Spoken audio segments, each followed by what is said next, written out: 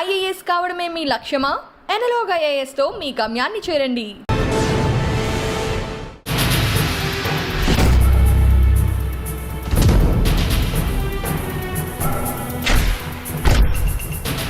సరే, ధర్మవరంలో మీరు చెప్తున్న 2 గ్రూపుల మధ్య ప్రత్యక్ష యుద్ధం అనేది జరుగుతుంటుంది. మీరు ఉన్న టైంలో ఒక యుద్ధం అనేది జరిగిందా? చాలా జరిగాయండి.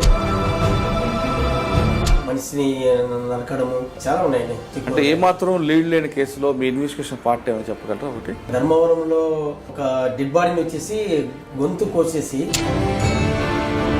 అటువంటి సమయంలో మొండెమును ప్లస్ ఇక హెడ్ను 2 టేస్ట్ చేసి దాన్ని పెట్టుకొని ఆ కేసుని డిటెక్ట్ చేయడం, దాంట్లో రివార్డు కూడా ఇచ్చారు. ధర్మవరం తర్వాత ధర్మవరం నుంచి పెద్ద ఊడుగురు అని చెప్పేసి అది ఫ్యాక్షన్ విలేజ్.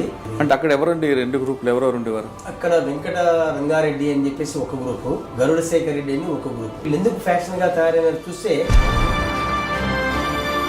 ఇంటి దగ్గర ఆడవాళ్ళు కసు దోసుకునే విషయంలో ఈ పక్కకు తోసేసింటారు. ఈమె 18 వచ్చేసి చూడి మా ఇంటి మీద తోసిందని ఈమె ఈ పక్కకు దోచేస్తారు.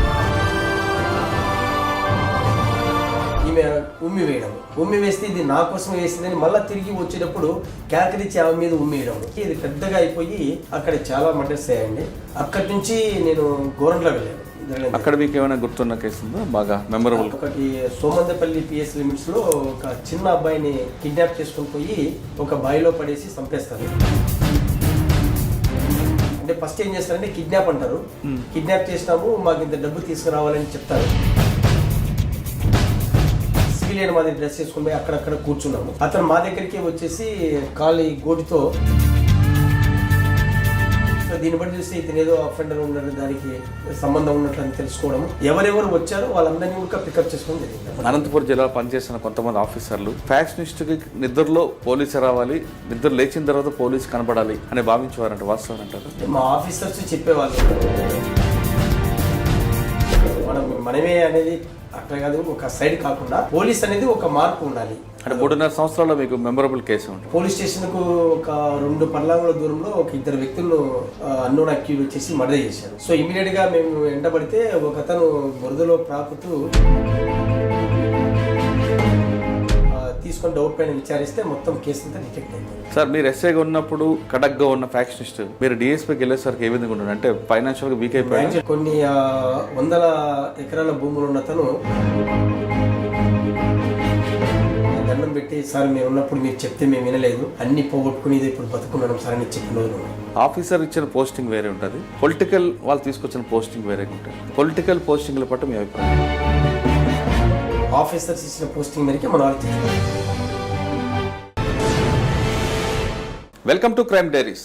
ఈ వారం మన గెస్ట్ చిత్తూరు జిల్లా Palamaner sub divisional police officer CM Gangaiah garu. 1991 బ్యాచ్లో ఆయన సెలెక్ట్ అయ్యారు. 1991లో వచ్చినప్పుడు పోలీసింగ్ ఏ విధంగా ఉండేది, ఇప్పుడు పోలీసింగ్ ఏ విధంగా ఉంది, ప్రజలకి పోలీసుల మధ్య సంబంధం బాగుండాలి, ప్రజలకి పోలీసుల పట్ల మరింత గౌరవం పెరగాలంటే ఏం చేయాలి, క్రైమ్ ఏ విధంగా మారుతుంది, నిందితుల పట్ల ఏ విధంగా శిక్షించాలి, ప్రజలకి పోలీసులపై మరింత గౌరవం పెరగాలంటే ఎలాంటి చర్యలు తీసుకోవాలి, వాళ్ళతో కమ్యూనిటీ పోలీసింగ్ ఏం చేయాలి అన్న విషయాల్ని సార్ అంటే తెలుసుకున్నాం. సార్ నమస్తే అండి. నమస్తే. CM Gangaiah garu, 1991 batch. Sir, మీరు 91లో వచ్చేసరికి లా బిహైండ్ చేసే పబ్లిక్ చూసుంటారు అప్పుడు. అంటే ప్రజలకి పోలీసుల పట్ల లా పట్ల ఒక గౌరవం ఉన్న ప్రజలు అప్పట్లో ఉండేవారు. పోలీసు అనే వ్యక్తి సింగిల్గా కనబడినా ప్రజలు ఆటోమేటిక్ కంట్రోల్ అయ్యేవారు. ఒక మాట చెప్తే చాలా ఆగిపోయి పబ్లిక్ చూశారు. అదేవిధంగా క్రైమ్ ప్యాటర్న్ కూడా తీసుకున్నప్పుడు ట్రెడిషనల్ క్రైమ్లో మీరు చూశారు. తర్వాత వైట్ కాలర్ ఆఫీస్ వచ్చిన తర్వాత సైబర్ క్రైమ్ అని. అంటే జనం మారుతున్నారు, నేరాలు మారుతున్నాయి, దాని అనుగుణంగా పోలీసులు కూడా మారాల్సిన పరిస్థితి వచ్చింది. అంటే ఇప్పుడున్న పరిస్థితుల్లో పోలీసులకి ప్రజల పట్ల అదే భావం ఉన్నా ప్రజలకు మాత్రం పోలీసుల పట్ల అదొక రకమైన గౌరవం తగ్గిందనే విషయం చాలా అర్థమవుతుంది. దీనికి కారణం ఏమనుకోవచ్చు? ప్రజలకు మరింత దగ్గర అవ్వాలంటే పోలీసులు ఎలాంటి చర్యలు చేపట్టాలి? ఈ ప్రశ్నలకు సమాధానం చెప్పే ముందు గంగయ్య గారి కుటుంబ నేపథ్యం, ఎందుకు పోలీసు యూనిఫామ్ వేసుకున్నారు చెప్పండి. నేను యాక్చువల్గా నేను చదివేటప్పుడు మా బ్రదర్ వచ్చేసి ఆర్మీలో ఉన్నాడు. ఆర్మీలో నుంచి ఆయన ఎప్పుడున్న 1 year ఇయర్లీ వన్స్, సంవత్సరానికి ఒకసారి మామూలుగా మా విలేజ్కి వస్తాడు. వచ్చినప్పుడు అతను యూనిఫామ్తో వచ్చేవాడు. మా అన్నను యూనిఫామ్తో చూసినప్పుడు ఒక విధమైనటువంటి భావన కలిగింది, అంటే మనం కూడా యూనిఫామ్లో ఉంటే ఎట్లా ఉంటుంది అని. సో అప్పటి నుంచే, అప్పట్లో ఎస్ఐ అంటే కొంచెం క్రేజ్ ఉండింది 1980s. సో ఆ క్రేజ్ని బట్టి మనము ఎస్ఐగా అయితే బాగుంటుందేమో అని ఫస్ట్లోనే నా భావన ఉండింది. దానికి అనుగుణంగానే అప్పుడు చదువుకోవడము, ఎగ్జామ్ రాయడము, సెలెక్ట్ అవ్వడం జరిగింది. ఓకే, ఫస్ట్ పోస్టింగ్ ఎక్కడండి? నా ఫస్ట్ పోస్టింగ్ తలుపుల అని చెప్పేసి అనంతపురం డిస్ట్రిక్ట్ తలుపుల ఫస్ట్ పోస్టింగ్. అక్కడ క్రైమ్ నేచర్ ఏంటండి? అక్కడ ఓన్లీ సివిలియన్ నేచర్ గురించి ఎక్కువగా ఉంటాయి. అక్కడ ఫ్యాక్షన్ కానీ ఇటువంటి ఏం లేవు, ఆ తరహా కేసెస్ ఉండవు. ఎక్కువ ల్యాండ్ డిస్ప్యూట్స్తో చిన్న చిన్న కేసులు, అక్కడక్కడ ఇల్లీగల్తో ఏదైనా కొంచెం మర్డర్స్, స్టే మర్డర్స్ అవి అంత తప్పిస్తే ఎక్కువ పెద్ద క్రైమ్ ఉండేది కాదు. అంటే మీరు ఫస్ట్ పోస్టింగ్లో ఏం నేర్చుకున్నారండి అక్కడ? ఫస్ట్ పోస్టింగ్లో అంటే సివిల్ పైన నాకు పూర్తిగా ఫస్ట్లో అవగాహన లేదు. కానీ అక్కడ పోయిన తర్వాత రిపీటెడ్గా సివిల్ కేసెస్ రావడంతో, ల్యాండ్ డిస్ప్యూట్స్ ఇవి రావడంతో దాని గురించి పూర్తి అవగాహన, అరే ఇది ఇవే ఎక్కువ ఉన్నాయి కదా అని చెప్పేసి కేసెస్ గురించి పూర్తిగా తెలుసుకోవడం జరిగింది. తర్వాత ల్యాండ్స్ ఎలా ఉంటుంది అనేది రెవెన్యూ వాళ్ళతో ఎక్కువగా ఇంటరాక్ట్ కావడము, వాళ్ళ ద్వారా బాగా తీసుకొని ఎక్కువ సివిల్ గురించి అక్కడ తెలుసుకోవడం జరిగింది. ఓకే, అంటే ఫస్ట్ పోస్టింగ్లో మీకు బాగా మెమరబుల్ ఉన్న కేసు ఒకటి చెప్పండి. నేను యాక్చువల్గా ఒక బాంబ్స్ సీజ్ చేశాను అక్కడ ఫస్ట్ టైం అక్కడ బాంబ్స్ దొరకడము. అంతకుముందు బాంబ్స్ ఎప్పుడు కూడా తలుపుల పోలీస్ స్టేషన్ లిమిట్స్లో దొరకలేదు.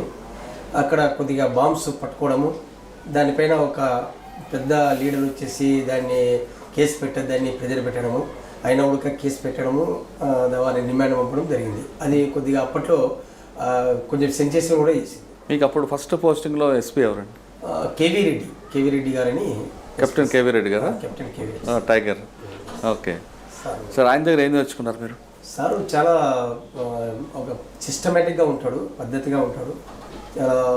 మేము ప్రొబేషనర్స్ ఎలా ఉండాలి, యూనిఫామ్ ఎలా వేయాలి, యూనిఫామ్ చూస్తే రోడ్డు నిలబడితే ఎలా అట్రాక్ట్ కావాలి అనే విషయాలు సార్ దగ్గర తెలుసుకున్నాను. సార్ యూనిఫామ్ వేస్తే మాత్రం చాలా అందంగా ఉంటుంది. సో అదే పద్ధతిలో ఉండాలి అని చెప్పేసి అప్పటి నుంచి ఇప్పటికి కూడా యూనిఫామ్ సేమ్ తరహాలో వేస్తున్నాను. ఆయన ఒక మందులు ఇచ్చేవారు, ఆ మందు మీరు తీసుకున్నారా? తీసుకున్నానండి. అది మామూలుగా నోవామిక్స్ లాంటిది తీసుకున్నారా? ఓకే, అక్కడి నుంచి అడుగుచ్చారండి తలుపుల తర్వాత? సో తలుపుల తర్వాత కనగానపల్లి అని చెప్పేసి కొంచెం ఎక్స్ట్రీమిస్ట్ ఏరియా, అది అక్కడ ఎక్స్ట్రీమిస్ట్ వర్క్ చేయడం జరిగింది. ఏం చేశారండి అక్కడ? రాయలసీమలో అప్పుడు అంటే అక్కడ ఎక్స్ట్రీమిజం ఉండింది, తర్వాత సూడో నక్సలిజం ఉండింది, ఎక్స్టార్షన్ ఉండింది, ఒక సైడ్ ఫ్యాక్షన్ ఉండింది. అంటే అక్కడ ఎవరండి అప్పుడు? పటాల గోవర్ధన్ రెడ్డా లేదంటే శ్రీరామ్ వాళ్ళ? శ్రీరామ్ వాళ్ళు ఎవరు లేరు. శ్రీరాములు వాళ్ళు ఉన్నప్పుడు వాళ్ళు లేరండి. నేను పోయేటప్పటికి పటాల గోవర్ధన్ రెడ్డి గోవర్ధన్ రెడ్డి వాళ్ళు అక్కడ లేరండి, ఆ ఏరియాలో లేరు. అచ్చా, మీకు అక్కడ ఎదురైన సంఘటన ఉందా? నాకు అక్కడ ఏం లేదండి. ఎక్స్ట్రీమిస్ట్ వర్క్ బాగా చేసాము. అప్పుడు ఆఫీసర్స్ కూడా బాగా అప్రిషియేట్ చేశారు. ఆ తర్వాత అక్కడి నుంచి మంచి వర్క్ చేశారని చెప్పేసి నాకు ధర్మవరం టౌన్ ఇచ్చారు. ధర్మవరం మీకు ఫ్యాక్షన్ కనిపిస్తుంది కదా? ధర్మవరంలో మ్యాక్సిమం చాలా ఎక్కువగా ఉండింది. అప్పట్లో 2 గ్రూపులు ఉండేవి. ఆ గ్రూపులతో బాగా ఒక యుద్ధం మాదిరి జరిగింది. సో దాంట్లో అప్పుడు చాలా స్ట్రాంగ్గా చేశాము. ఎస్ఐగా ఉన్నా కూడా ఆఫీసర్స్ బాగా అప్రిషియేట్ చేశారు. ఎవరంటే అప్పుడు మీకు ఓజిటీ? సో అప్పుడు ఎస్పీ గారు వచ్చేసి శివనారాయణ సార్ ఉన్నారు. తర్వాత ఆఫీసర్స్ ఒక అర్సనల్ ఎస్పీ గారు ఉన్నారు. ఆయన ఇప్పుడు మన సార్ పేరు ఐడియా లేదు కరెక్ట్గా. సరే, ధర్మవరంలో మీరు చెప్తున్న 2 గ్రూపుల మధ్య ప్రత్యక్ష యుద్ధం అనేది జరుగుతుంటుంది. మీరు ఉన్న టైంలో ఒక యుద్ధం అనేది జరిగిందా? చాలా జరిగాయండి. బాంబ్స్ చేసుకోవడము, బాంబ్స్ అటాక్స్, తర్వాత మర్డర్స్, మనిషిని నరకడము, రకరకాల ఇన్సిడెంట్స్. ఒకటి కాదండి, చాలా ఇన్సిడెంట్స్. మీకు బాగా గుర్తుండిపోయిన సంఘటన? చాలా ఉన్నాయండి, ఒకటేని కాదు, రిపీటెడ్గా ఉన్నాయి. ఈవెన్ ఫ్యాక్షన్ విలేజెస్కి వెళ్తే మేము చర్చెస్కి అర్లీ మార్నింగ్ కోఆర్డినేట్ చర్చ్ కానీ లేదంటే నాకాబందీ అని కానీ రిపీటెడ్గా చేసేవాళ్ళము ఫ్యాక్షన్ విలేజెస్లో. అక్కడ ఏదైనా బాంబ్స్ గిమ్స్ దొరికితే ఆ కేసెస్లో కొన్ని విషయాల్లో స్టార్టింగ్ ఎఫ్ఐఆర్ కట్టినప్పటి నుంచి లాస్ట్ కన్విక్షన్ వచ్చేంత వరకు చూస్తే అక్కడ 2-3 కన్విక్షన్లు ఫ్యాక్షనిస్టులు కూడా అక్కడ పడ్డాయి. అంటే మర్డర్లు వేరు, ఫ్యాక్షన్ కంట్రోల్ చేయాలంటే కౌన్సిలింగ్ అని ఉంటుందండి.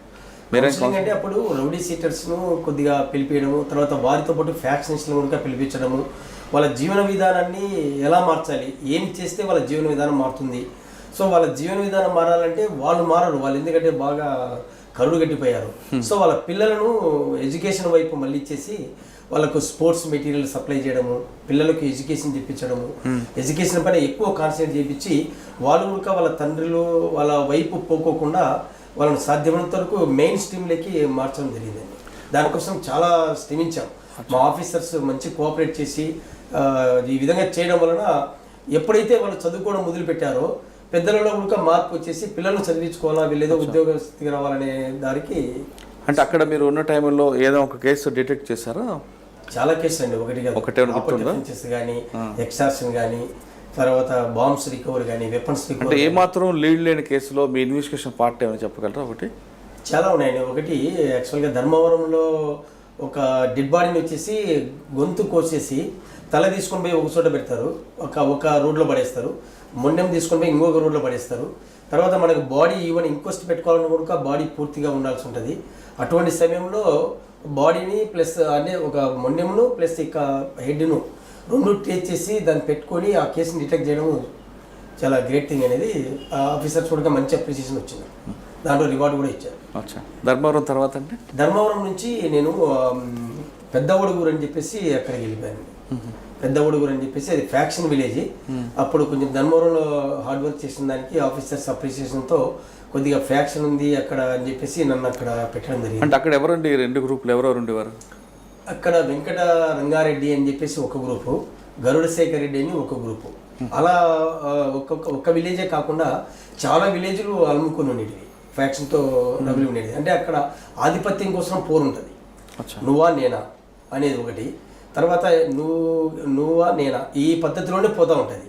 సో ఎప్పుడైతే అది ఆ గలాట ఎందుకు వచ్చింది, వీళ్ళు ఎందుకు ఫ్యాక్షన్గా తయారైనారు చూస్తే అది వెరీ ట్రివియల్ నేచర్ ఉండేది. సింపుల్గా ఇంటి దగ్గర ఆడవాళ్ళు కసు దోసుకునే విషయంలో ఈ పక్కకు తోసేసింటారు.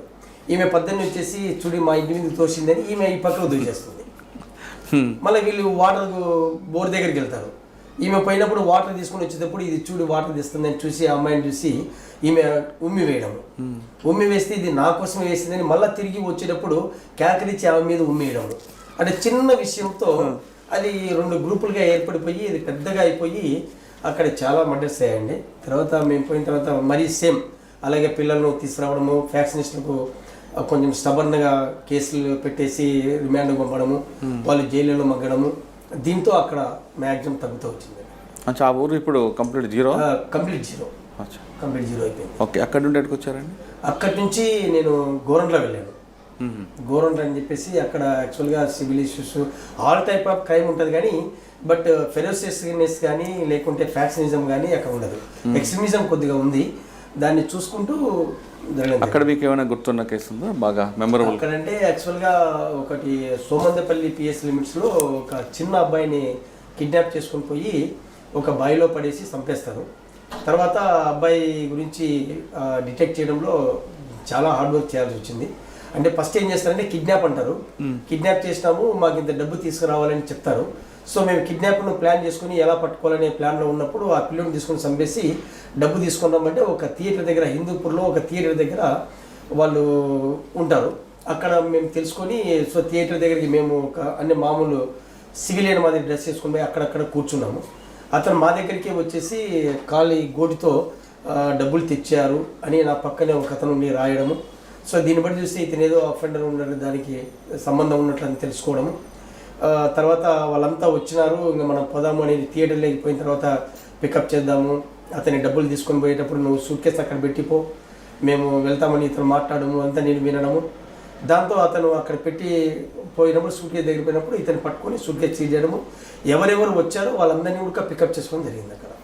సో ఇది కొంచెం సెన్సేషన్ అయింది. అక్కడ బాబు ఉన్నాడు లైవ్? బాబు చనిపోయి ఉన్నాడు, బాయిలో వేసేసాడు. చనిపోయిన తర్వాత లిఫ్ట్ చేసుకొని బాయిలో వేసి చంపేసి తర్వాత మీ అబ్బాయిని మేము కిడ్నాప్ చేస్తాము డబ్బులు ఇవ్వని అని చెప్పి డిమాండ్ చేస్తాం. మళ్ళీ వాళ్ళ ఇంట్రాగేషన్లో పలానా బాయిలో చంపేస్తామంటే అక్కడ బాడీ ట్రేస్. సార్ అక్కడ కాలుతో ఎందుకు రాశాడండి అలాగా? కాలుతో అంటే వాడు వచ్చేసి పక్కన ఇంకొక అతను కూర్చున్నాడు, ఒక అతను నిలబడుకుని ఉన్నాడు. వీళ్ళిద్దరు అఫెండర్స్, వాళ్ళ అఫెండర్స్ అని మాకు తెలియదు, అంటే నేరం చేసిన వాళ్ళని తెలియదు. నేను అక్కడ పోయి కూర్చొని ఉన్నా, వెయిట్ చేస్తున్నా, వాళ్ళు వస్తారు కదా డబ్బులు ఇచ్చి తీసుకునే కానీ. పలానా థియేటర్ దగ్గరికి డబ్బు దాన్ని మేము తీసుకొని వెళ్తామని చెప్పారు. మీ అబ్బాయిని హ్యాండ్ ఓవర్ చేసి వెళ్తాము, జనాలు ఉంటారు కాబట్టి కనపడదని. సో వాళ్ళు నా పక్కనే కూర్చున్నారు, నాకు తెలియదు. అప్పుడు అతను కాలుతో రాస్తున్నాడు డబ్బు తీసుకొని వచ్చాడు అని. ఆ పక్కన ఉన్న వ్యక్తి చదివి ఓకే అతను చూసి సరే నేను వెళ్తున్నాను అని చేత్తో రాసేసి అక్కడ పోవడము. అతను పోయినప్పుడు నేను మా వారికి ఇన్ఫర్మేషన్ ఇవ్వడం, ఆ అబ్బాయి అక్కడికి వచ్చి వాడిని వాచ్ చేసుకోవడం, ఇతను పోయినప్పుడు నేను అతను పికప్ చేసుకోవడం జరిగింది. సార్ ఆ చిన్న అబ్బాయిని కిడ్నాప్ చేసి బావిలో పడి చంపిన తర్వాత కూడా డబ్బులు డిమాండ్ చేశారు, పట్టుకున్నారు మీరు. వాడిని దొరకగానే ఏం చేశారండి? వాడిని పట్టుకోగానే ఏం చేశారు మీరు? పట్టుకుని తీసుకెళ్ళాము, వానికి కేసు ఇవ్వాల్సిన ట్రీట్మెంట్ ఇచ్చారా లేదా? కేసు అండి పద్ధతి అండి, మన సిస్టమేటిక్ ఉంటాం కదా. కేసు అంటే మీరు కేసు రిజిస్టర్ చేయడం, కోర్టులో ప్రొడ్యూస్ చేయడం కాకుండా పోలీస్ ప్రసాదం ఇచ్చారా లేదా? పోలీస్ ప్రసాదం అనేది ఏం లేదండి, డిమాండ్ పంపించేసాం. ఒక చిన్న పిల్లల్ని అంత కిడ్నాప్ చేసి కేసు చాలా రోజులు జరిగిందండి. అతను జ్యుడిషియల్ కస్టడీలో నియర్ అబౌట్ 1 year వరకు ఉన్నారు పిల్లలిద్దరు. సార్ తర్వాత ఎటు వచ్చారండి? ఇంకా అక్కడ గోరంట్ల నుంచి నేను మళ్ళీ తాడిపత్రి రూరల్ వెళ్ళాను. అక్కడ మనకి మీకు కనిపిస్తాయి కదా 2 వర్గాల మధ్య. మళ్ళీ సేమ్ అని ప్రతి విలేజ్ లో కూడా అక్కడ ఫ్యాక్షనిజం విపరీతంగా ఉండింది.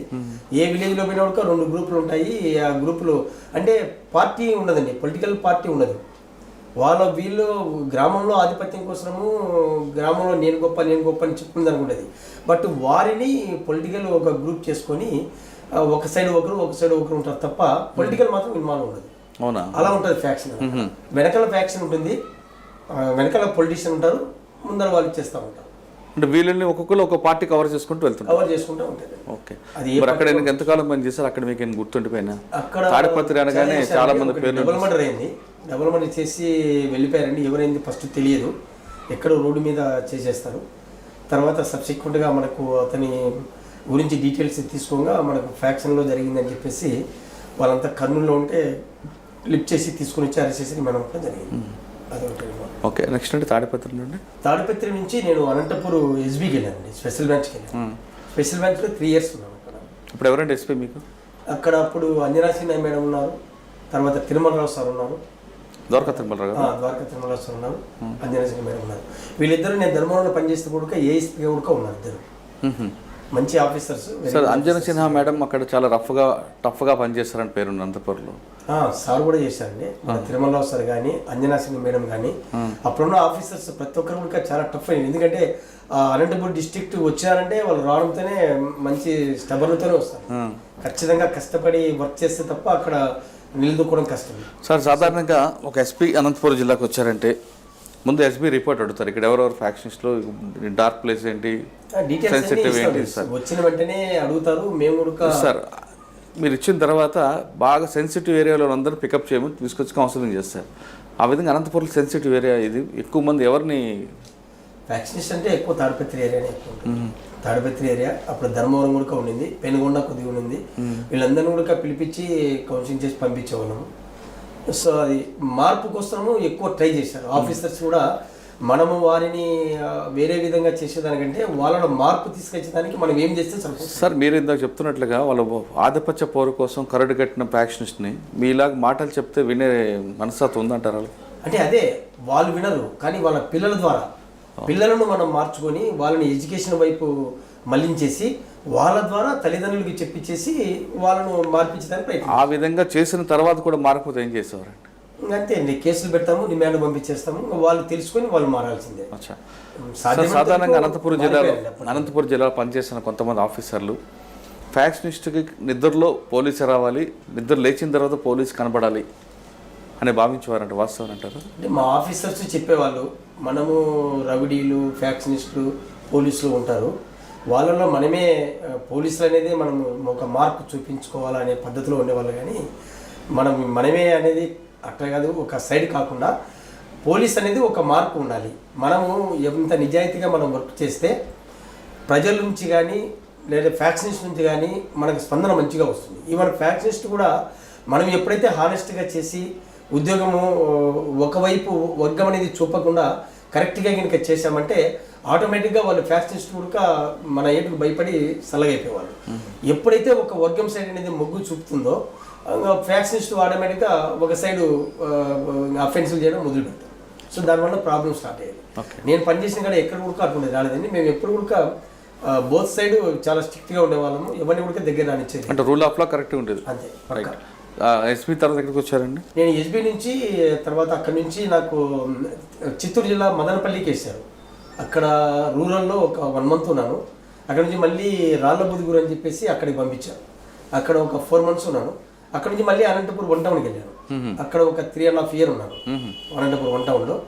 అక్కడ నుంచి ప్రమోషన్ పైన నేను ఏసీబీ విజయవాడ వెళ్ళాను. విజయవాడ అనంతపూర్లో 3.5 సంవత్సరాల టౌన్లో అనంతపూర్లో కూడా రౌడీజం కనిపిస్తుంటుంది. అనంతపూర్లో అన్నీ ఉన్నాయండి. ఎక్స్టార్షన్ ఉంటుంది, మట్కా, గ్యాంబ్లింగ్స్ ఇటువంటివి కూడా ఉంటాయి. వాటన్నిటిని కూడా చాలా మట్టుబెట్టకి చాలా గట్టిగా ప్రయత్నం చేసాం. అప్పుడు చాలా వరకు మొత్తం తగ్గించాం. ఇప్పుడు సూరి గ్యాంగ్ ఎక్కువగా తిరిగేది కదా. సూర్యని అంటే సూరి గ్యాంగ్ అంటే మన తాడిపత్రి సూర్య ప్రతాప్ రెడ్డి వాళ్ళ ఆయన కాదండి, చనిపోయిన సూరి వాళ్ళది అనంతపురం టౌన్ లో పెద్దగా ఏముండదు. అటువైపే ఉంటుంది అనుచరులు కానీ ఎవరైనా కూడా, ఇటువైపు ఉండదు. ఇటువైపు సూర్యప్రతాప్ రెడ్డి అని చెప్పేసి ఆయన మీద ఒకసారి అటాక్ జరిగింది అనంతపురం ఒక థియేటర్. ఓకే. సో ఇమీడియట్ గా మేము పోవడము, అతన్ని సేవ్ చేయడము, తర్వాత వీళ్ళని అరెస్ట్ చేయడము, ముద్దాయిని అరెస్ట్ చేయడం కూడా జరిగింది. అంటే 3.5 సంవత్సరాల్లో మీకు మెమరబుల్ కేసు ఉంటుంది. అదే అండి. ఇప్పుడు నాకు పోలీస్ స్టేషన్కు ఒక 2 పర్లాంగుల దూరంలో ఒక 2 వ్యక్తులను అన్నోన్ అక్యూజ్ వచ్చేసి మర్డర్ చేశారు. సో ఇమీడియట్గా మేము ఎండబడితే ఒక అతను బురదలో ప్రాకుతూ పందులు ఉన్న దాంట్లో బురదలో ప్రాకుతూ పోతుంటే అతను పట్టుకొని తీసుకొని డౌట్ పైన విచారిస్తే మొత్తం కేసు అంతా డిటెక్ట్ అయిపోయింది. అంత ఈజీగా దొరికాడండి అంటే అంతా తప్పించుకొని పారిపోతున్నారు. పోలీసులు దగ్గరలోనే ఉంటారు కదా, 2 పర్లాంగ్స్ అంటే మాకేం పెద్ద దూరం కాదు. ఇమీడియట్గా ఎంటబడినాము, అంతా చాలా మంది పారిపోయారు. అతను మాత్రము అక్కడ పోతూ దొరికాడు. ఎందుకు చంపారు? ట్రావెలింగ్ అతను ఏదో వాళ్ళ ఆధిపత్యం కూడా అంతే టౌన్లో ఇద్దరికి. అంటే ఫ్యాక్షన్ అనేది గ్రామాల్లో పాటు టౌన్లో కూడా వచ్చింది. టౌన్లో ఫ్యాక్షన్ కాదు అది, ఏరియా. ఈ ఏరియా డామినేషన్ అంటారు. ఈ ఏరియాలో నేను డామినేట్గా ఉండాలనేది డామినేషన్ పైన. కానీ ఎక్కువ మట్కా ఉంటుంది కదండి. మట్కా ఉండినప్పుడు మట్కాను బాగా కట్టడి చేసాము, విపరీతమైన కేసులు పెట్టాము. అక్కడ ఉన్న వాళ్ళపైన అప్పుడు జిల్లా బహిష్కరణ చేశాము, పీడీ యాక్ట్లు పెట్టాము, చాలా స్ట్రిక్ట్గా చేసాము. అక్కడ చేసిన తర్వాత మ్యాక్సిమం తగ్గిపోయింది. అచ్చా. అక్కడ ప్రమోషన్ వచ్చి ఇన్స్పెక్టర్ ఏసీబీకి వెళ్ళిపోయానండి ఇన్స్పెక్టర్గా. అక్కడ నేను ఒక 4.5 years. ఎక్కడండి? ఏసీబీలో విజయవాడలో చేశాను. విజయవాడ. ఎవరండి మీకు జాయింట్ డైరెక్టర్? మాకు జాయింట్ డైరెక్టర్ సార్ ఉన్నారు, ఒక వేరే ఏం లేదు.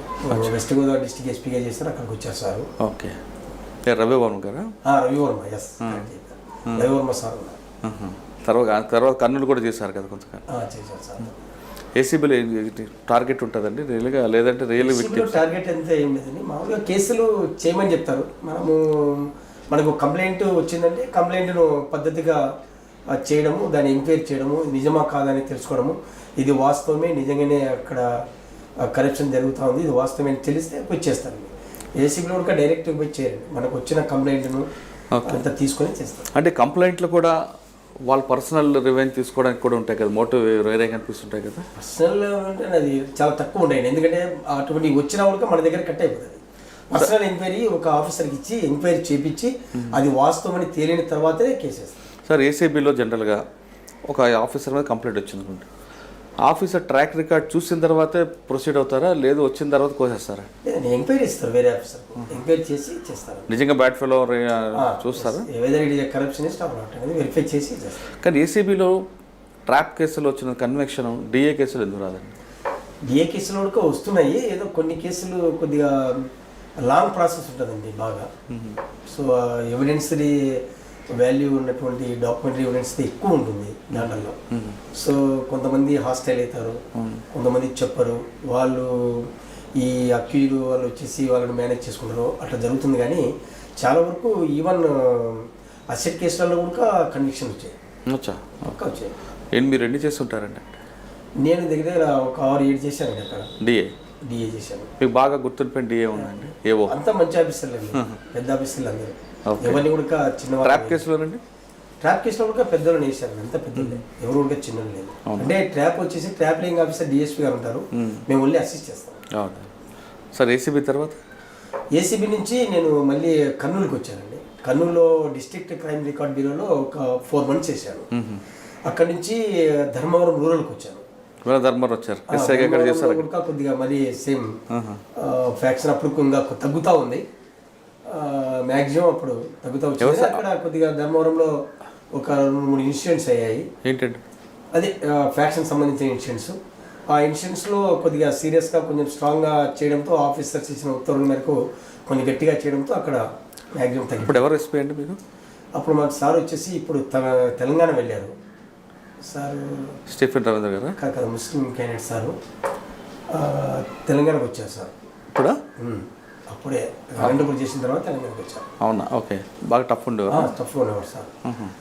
అప్పుడు బాగా ఫ్యాక్షన్గా మ్యాక్సిమం కంట్రోల్ అయిపోయింది, చాలా గట్టిగా ఉండేవారు సార్. ఓకే. తర్వాత అండి ఇంకా ధర్మవరం నుంచి నేను మదనపల్లి వచ్చాను. సార్, ధర్మవరం రైల్వే స్టేషన్ దగ్గర ఒక ఎన్కౌంటర్ అయింది, అప్పుడు మీరు ఎక్కడున్నారా?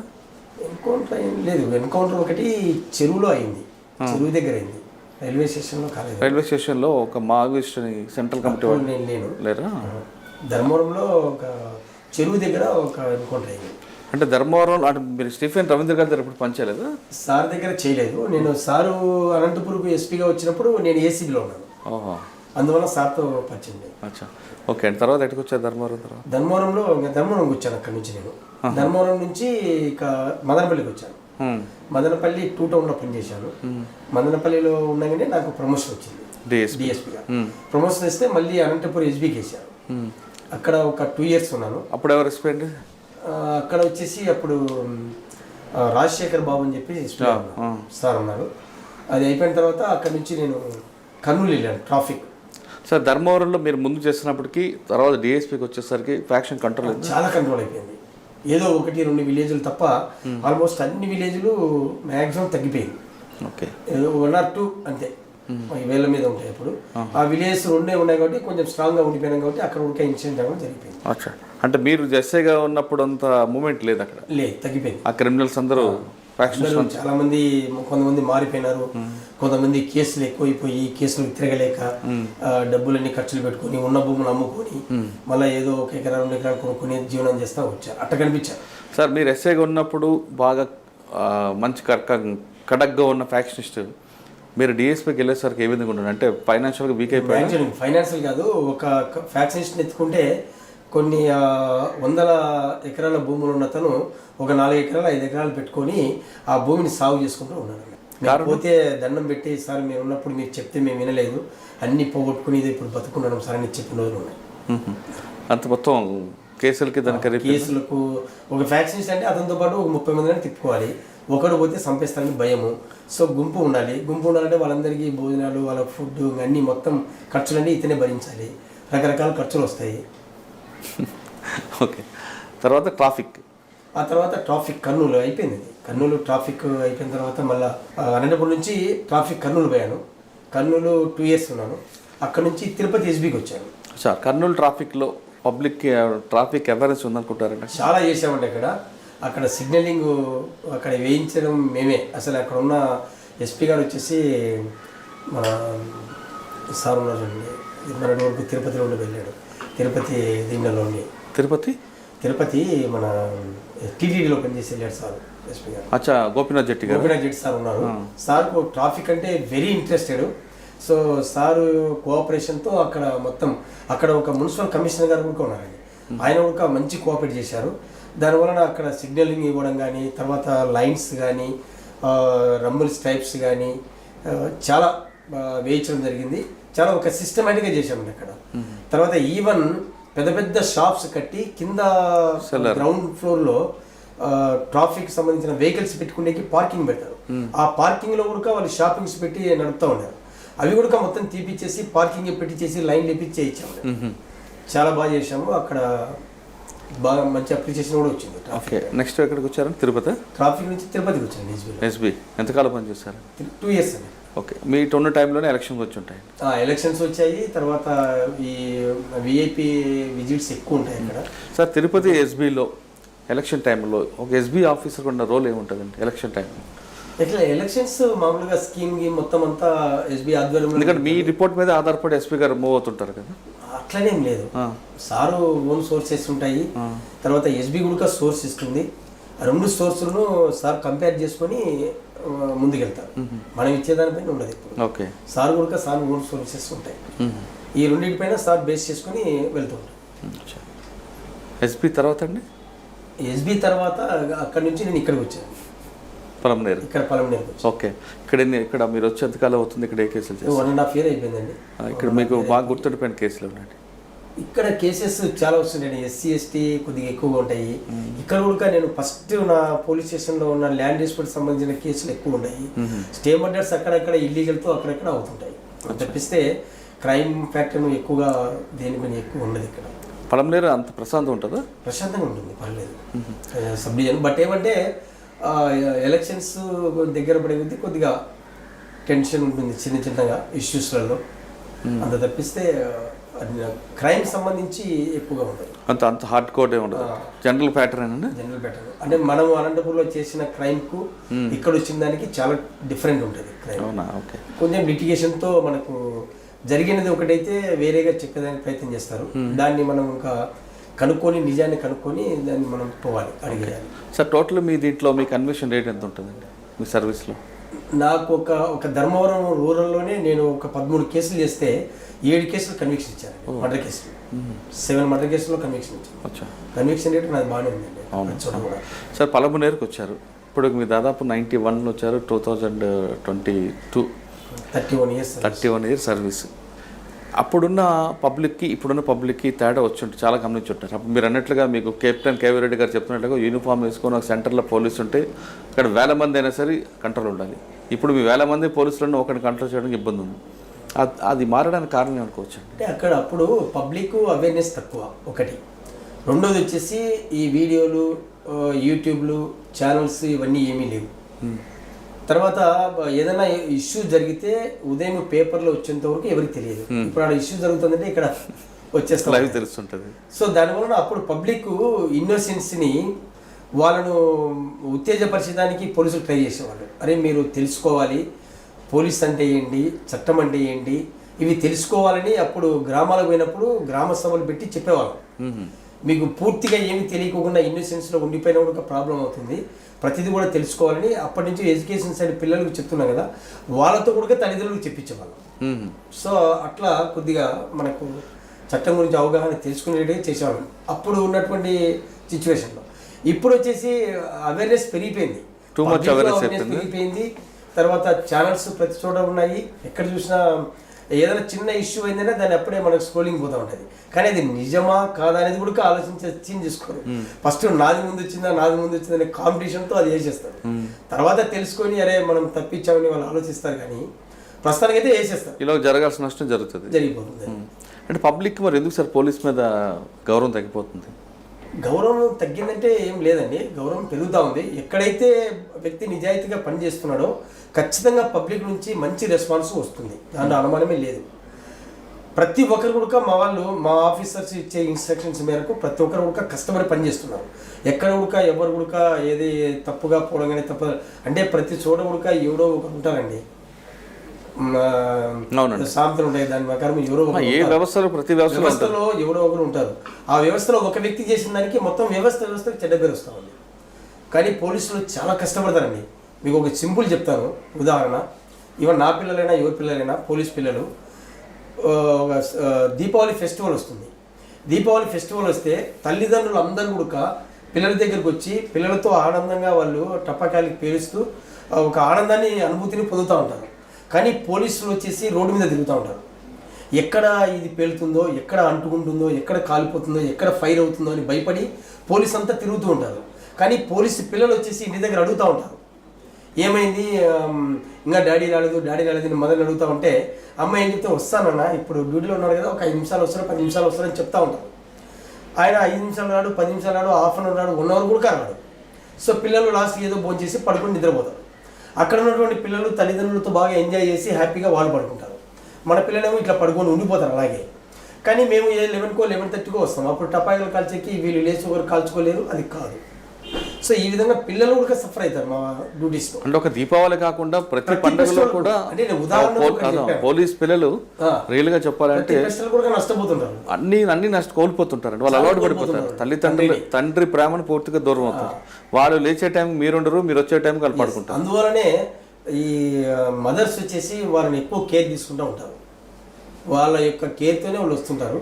మనము భయం కనిపిస్తుంటుంది మనం అంటే, కానీ కేర్ ఎక్కువ వాళ్ళ దగ్గరనే ఉంటుంది. అంటే పోలీస్ భార్యలు నిజంగా దేవతలు, పిల్లల్ని కాపాడు వాళ్ళే. ఓకే సార్, జనరల్గా పోలీసులో 2 ఉంటాయండి, కరప్షన్ గురించి మీ అభిప్రాయం ఏంటి? కరప్షన్ యాక్చువల్గా అది మంచిది కాదండి. మనం ఎప్పుడైతే నిజాయితీగా హానెస్ట్గా ఉంటామో 80% ప్రజానీకము మనకి జేజేలు కొడతారు, 20% వర్క్ మనం చేసినప్పుడు 100% దాటిపోతాం. సో కాబట్టి నేను దాన్ని కరప్షన్ యాక్సెప్ట్ చేయను. ఓకే, రెండో క్వశ్చన్ అండి, ఆఫీసర్ ఇచ్చిన పోస్టింగ్ వేరే ఉంటుంది, పొలిటికల్ వాళ్ళు తీసుకొచ్చిన పోస్టింగ్ వేరేగా ఉంటుంది. పొలిటికల్ పోస్టింగ్ల పట్ల మీ అభిప్రాయం? లేదండి, పోస్టింగ్ ఎప్పుడు ఆఫీసర్సే ఇస్తారు. అండ్ పొలిటికల్ ప్రెజర్ ఇచ్చే ఆఫీసర్ ప్రెజర్స్ మనకు తెలియదు. అది పోస్టింగ్స్ మాత్రం పోలీస్ ఆఫీసర్సే ఇస్తారు. అవును. ఆఫీసర్స్ ఇచ్చిన పోస్టింగ్ మేరకే మన వాళ్ళు చేస్తాం. ఓకే సార్, ఫైనల్కి వస్తాను. డిపార్ట్మెంట్లోకి రావాలనుకుంటారు చాలామంది. మిమ్మల్ని మీరు ఎలాగైతే మీ బ్రదర్ని చూసి వచ్చారో మిమ్మల్ని చూసి కూడా చాలామంది రావాలనుకుంటారు. ఆ విధంగా వచ్చే వాళ్ళకి మీరు ఇచ్చే మెసేజ్ ఏంటి? డిపార్ట్మెంట్ చాలా మంచిదండి. నేను ఈ డిపార్ట్మెంట్లో నేను వచ్చినప్పటి నుంచి నేను కష్టపడుతూనే ఉన్నాను. కష్టము ఉంటుంది, కష్టానికి తగ్గ పేరు కూడా ఉంటుంది. మనం ఎంత కష్టపడితే మనకు అంత పేరు వస్తుంది డిపార్ట్మెంట్లో. నేను చెప్పేది ఏమంటే యంగ్ అబ్బాయిలు ఎవరైనా సరే మంచి హృదయంతో డిపార్ట్మెంట్లోకి ఎంటర్ అయితే డిపార్ట్మెంట్లో మనము సేవ చేసేది చాలా ఉంటుంది ప్రజలకు. హై లెవెల్లో చేయలేకపోయినా కూడా ఫీల్డ్ లెవెల్లో ఉండే ఆఫీసర్స్ కాబట్టి మనం తప్పనిసరిగా వాళ్ళకు సహాయం చేసే అవకాశం ఎక్కువగా ఉంటుంది. సో నేను డిపార్ట్మెంట్లకి యంగ్ అబ్బాయిలను రమ్మని నేను కోరుకుంటాను. నా ఉద్దేశము అబ్బాయిలు పోలీస్ డిపార్ట్మెంట్కి రమ్మని నేను ఆహ్వానిస్తాను. అమ్మాయిలు కూడా అండి, అమ్మాయిలు కూడా, ఎందుకంటే వాళ్ళు కూడా అంటే అబ్బాయిలు అయితే కొంచెం ఎఫెక్టివ్నెస్ ఉంటుంది. అమ్మాయిలు నేను వద్దని చెప్పను, వాళ్ళు కూడా రావాలి. మరి డిపార్ట్మెంట్లో ప్రతి చోట కూడా ఇప్పుడు అమ్మాయిలు పోటీ పడుతున్నారు కదండి. ఈవెన్ బస్ ఎక్కితే కూడా ఆర్టిస్ట్లో కూడా లేడీస్ కండక్టర్ ఉంటున్నారు, పైన పైలట్ పోతుంటే కూడా పైలట్ లేడీ పైలట్ ఉంటారు. సో వాళ్ళు రావడంలో తప్పలేదు, వాళ్ళు కూడా ఎదుగుతున్నారు కాబట్టి వాళ్ళు కొంతమంది అమ్మాయిలు చాలా స్ట్రాంగ్గా చాలా గట్టిగా చేస్తున్నారు. సో వాళ్ళు రావడం కూడా తప్పలేదు, నేను అందరినీ ఆహ్వానిస్తాను. ఓకే, ప్రజలకు సేవ చేయాలనుకుంటే ఖచ్చితంగా పోలీస్ డిపార్ట్మెంట్ రండి అంటున్నారు గంగయ్య గారు. పోలీస్ డిపార్ట్మెంట్కి వచ్చిన తర్వాత నీతిగా, నిజాయితీగా, నిబద్ధగా పనిచేస్తే ప్రజలు ఖచ్చితంగా మిమ్మల్ని అందరూ గుర్తుపెట్టుకుంటారు. మీరు ఎక్కడ పనిచేసినా వాళ్ళ గుండెల్లో మాత్రం చిరస్థాయిగా ఉండిపోతారంటూ గంగయ్య గారు చెప్తున్నారు. ఇది వారం గంగయ్య గారితో విశ్లేషించారు. వచ్చే వారం మరో గెస్ట్ మళ్ళీ కలుద్దాం. అంతవరకు నమస్కారం. Thank you sir. మీరు చూస్తున్నారు ఐ డ్రీమ్ న్యూస్ని. Please subscribe. I dreams. For more videos, Subscribe. I Dream. Please subscribe for more videos. I dream. I dream. For more videos. Subscribe, I dream. Please subscribe. Subscribe I dream channel. Do subscribe. I dream. I dream ఛానల్ని subscribe చేయండి. Do watch I Dream.